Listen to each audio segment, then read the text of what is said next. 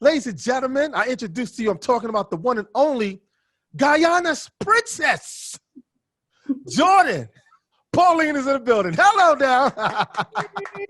Your mother actually was a manager for a lot of other groups.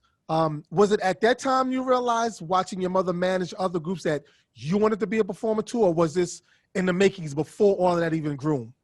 I think it had some play in it, like for her being a manager and seeing it, but I honestly just felt like it's just something that was just like deep rooted into me that I felt like I needed to take on my whole life. Right.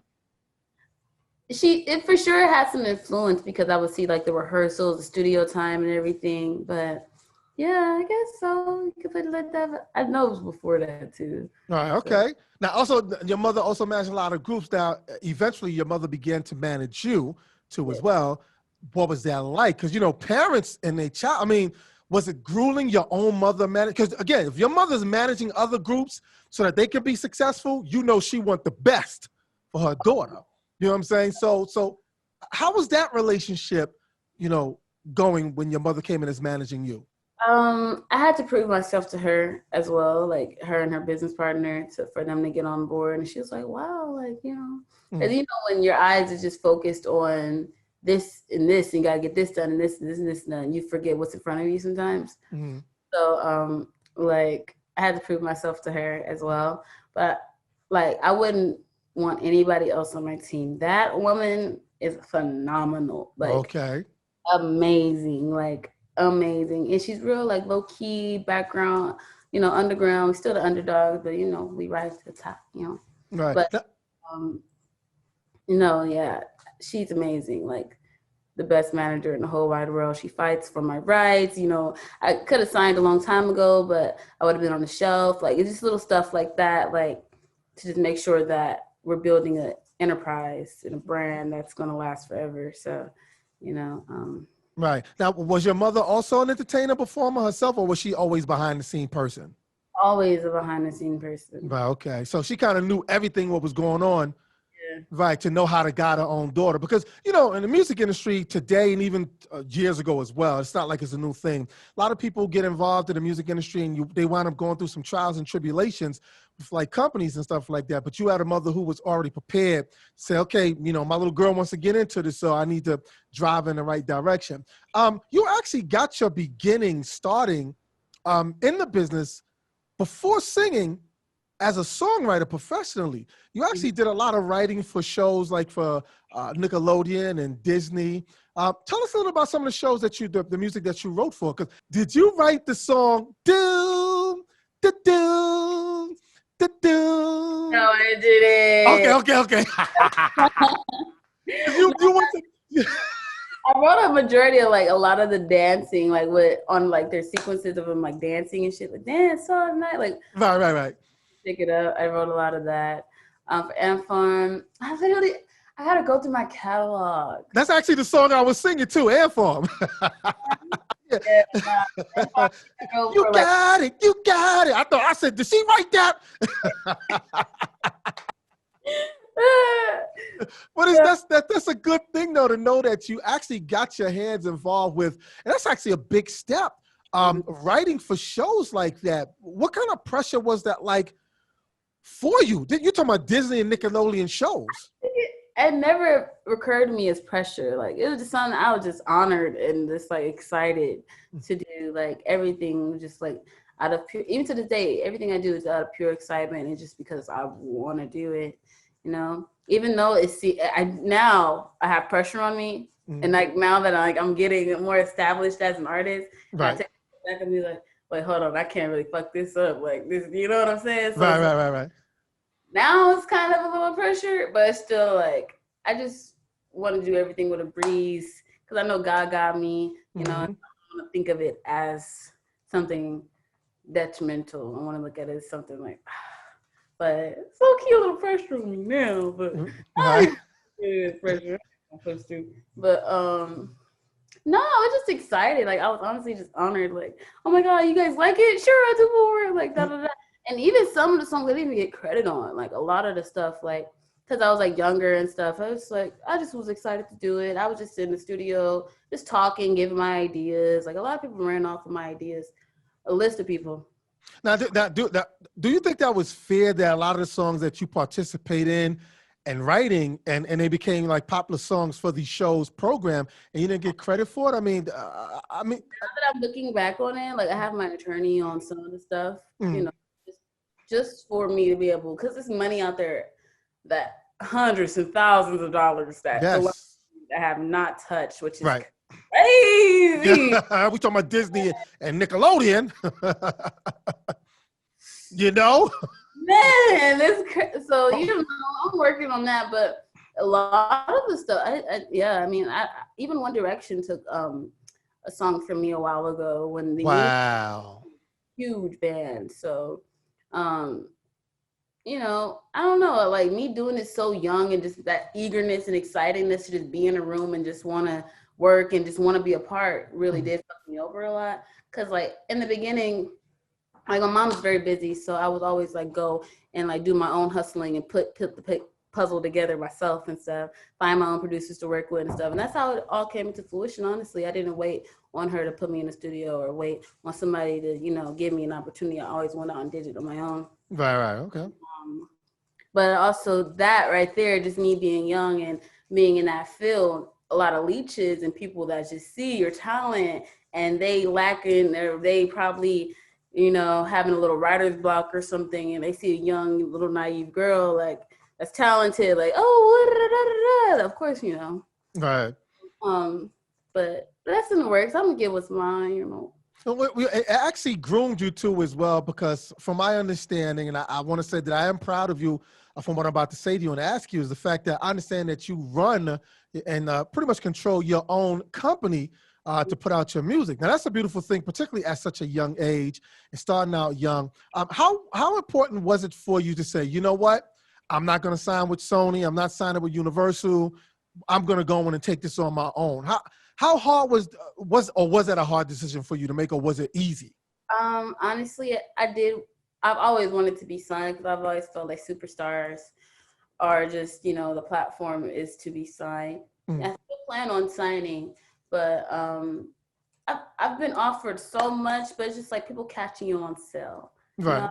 You know? I've always knew my worth. Like I literally always knew my worth, and especially when it comes to this music. So I make sure, like now, like I'm just building. The momentum is so strong that people can't look at me and say, "Oh, you gotta still do this. Oh, you still gotta do that." Like, no, I'm doing it on my own.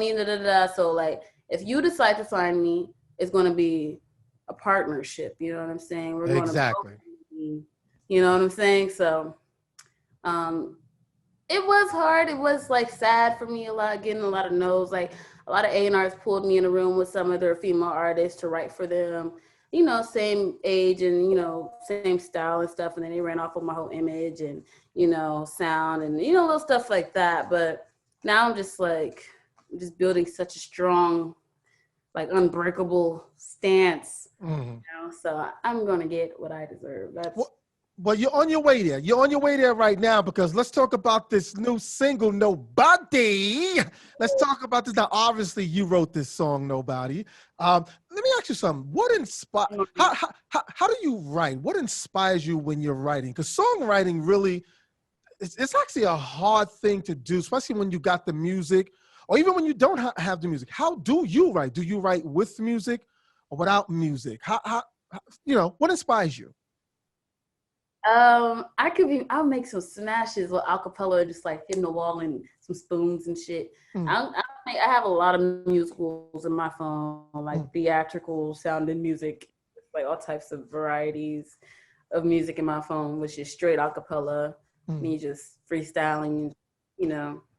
But honestly, how I create is if the beat is hard. Like sometimes if I listen to a beat, like for instance, I was in this room and, you know, I had to work with an individual, and they weren't that great of a producer. And there was so many people in the room. It was like, you have to do this beat. You have to do this beat. And they kind of forced me to do the beat. So, and I wasn't really feeling it. So it's like that type of situation I'm not going to be able to flow the way I need to and it's not going to come out the way I need to. But if it's hard, it'll just come out like first take. Right.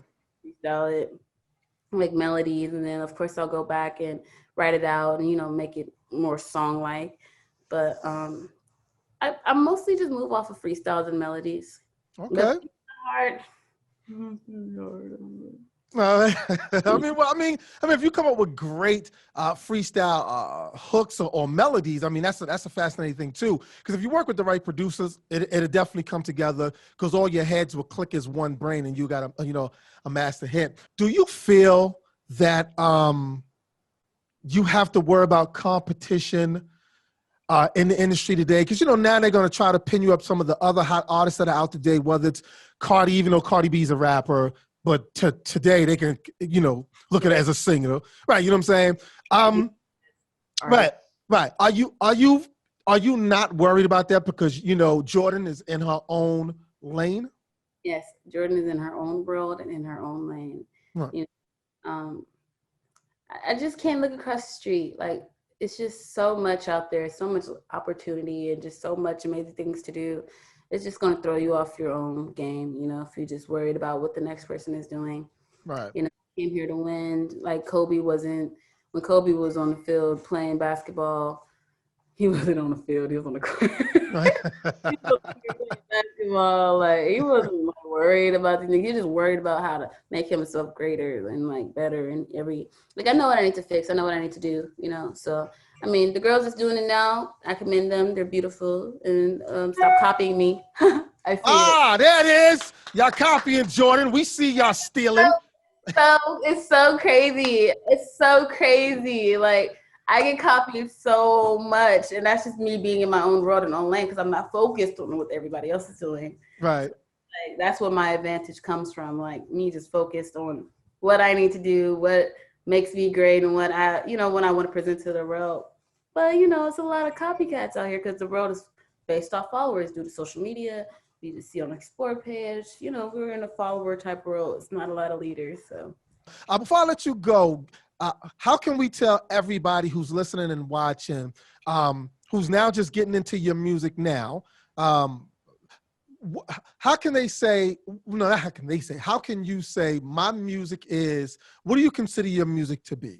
My music is trap pop with an island flair.